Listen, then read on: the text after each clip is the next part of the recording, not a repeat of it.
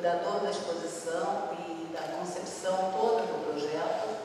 Então, para nós, o Museu Nacional de Belas Artes, que é uma instituição vinculada ao Ministério da Cultura e ao Instituto Brasileiro de Museus, é um grande desafio e uma honra. Essa proposta da exposição ser realizada no Museu Nacional de Belas Artes, ela pretende criar moldes, proporcionar uma reflexão sobre a arte cinematográfica, em especial o desejo pela animação. Carlos Saldanha nos brinda com Walt Disney, Max Fleischer com momentos mágicos e inesquecíveis da nossa vida. Tenham todos uma boa exposição e muito obrigada por essa oportunidade. Boa tarde. Em primeiro lugar, eu estou aqui apresentando o Sérgio Salentão, que não pode estar presente nesta aula aqui. Pede desculpas, mas aproveito aqui para cumprimentar os membros da mesa. É um prazer apoiá-la nesse evento.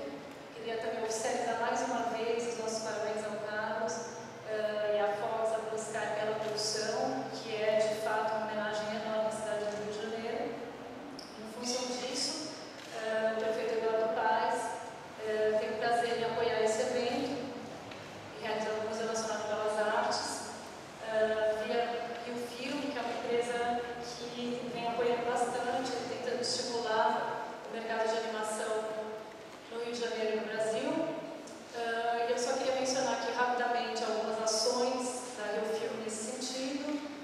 Começar pelo investimento direto em produções. Esse ano a gente está apoiando o Amigãozão, o Regional, que são produções importantes para o mercado nacional. Via patrocínio de eventos também, a gente também apoia o Emamundi, que começa na semana que vem. O Carlos também acho que vai estar presente. E também via de dar de fomento, buscando estimular pequenas produtoras. E a gente acabou de concluir um edital em parceria com a Secretaria de Estado de Cultura, que apoia projetos de animação em 2 linhas, a produção de séries de TV e desenvolvimento de longas-metragens. Então, é isso e convidamos a todos para assistir a exposição. Obrigada. Bom, só para agradecer a possibilidade com a Fox e com o Carlos, de compartilhar esse momento. O Marcelo, que é nosso curador, e a Rio Filme colabora intensamente na divulgação do Rio de Janeiro por meio do cinema, compartilhando essa política.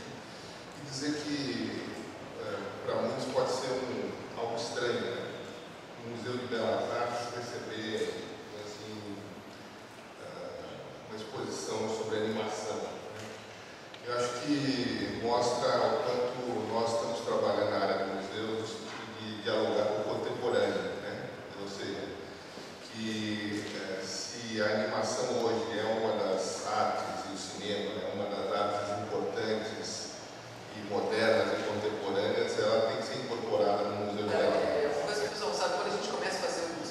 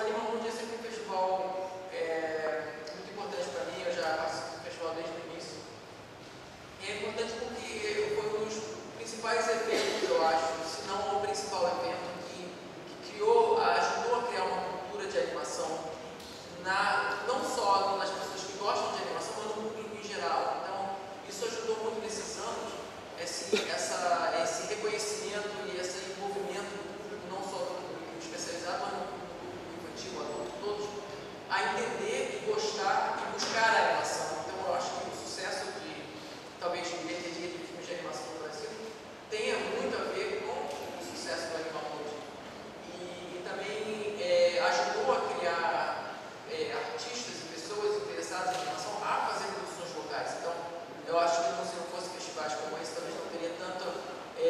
Estamos vivendo, eu acho, um momento quase que perfeito para poder dar essa grande alavancada aí no processo de animação, muito tempo, acho, claro, com a ajuda do governo, da prefeitura e dos apoios que estão sendo feitos em relação à animação. Espero que a animação tenha o mesmo futuro que o cinema está tendo, ou seja, com produções que possam ter de calibre internacional, produções que possam ser apresentadas em outros países, né, que não sejam somente feitas para o público brasileiro.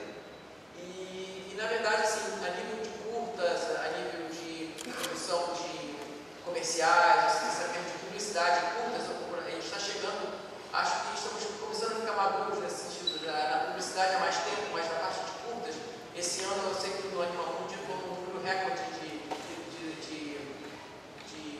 projetos que foram apresentados para ser passado no festival, feitos por brasileiros no Brasil. Então eu tenho muita esperança que o futuro da animação do Brasil continue cada vez mais animado, continue cada vez mais crescendo, para que a gente consiga passar para o próximo nível, que é o nível que hoje em dia vários países já estão nesse nível. Os Estados Unidos há muitos anos e a Europa está bem avançada nesse sentido, ou seja, que é o nível de criação de mão de obra, ou seja, de educação, de cursos e faculdades, que agora no Brasil já tem vários, mas ainda precisa aumentar ou melhorar ou crescer mais para ser comparáveis às instituições americanas ou europeias.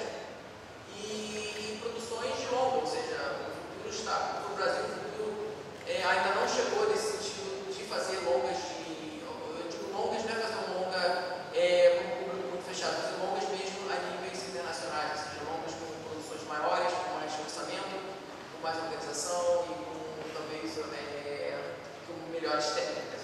Porque eu acho que nós temos, individualmente, grandes talentos espalhados pelo Brasil todo. O difícil é juntar todo mundo num projeto só, ou criar polos, né, para que esses talentos possam se juntar e possam criar um ambiente de trabalho que consiga desenvolver o seu lado artístico e criar essa cultura, essa indústria da animação que existe nos Estados Unidos. Nos Estados Unidos você não faz um filme, você faz vários, e uma produção leva a outra, você só aprende fazendo. Então não adianta a gente ter teorias e a gente nunca bota em prática. Então temos que criar um mecanismo para a criação desse processo. Claro que alguns filmes não vão dar certo, outros vão ser melhores que muitos vão ser melhores que outros, ou seja, mas a verdade é começar, é fazer, criar essa cultura que já está sendo criada e criar uma mão de obra, criar um grupo que saiba criar uma produção. Uma produção dessa é muito complexa, várias pessoas, são 300, 400 pessoas que trabalham no projeto, e tudo muito regrado, e tudo muito bem estruturado e produzido.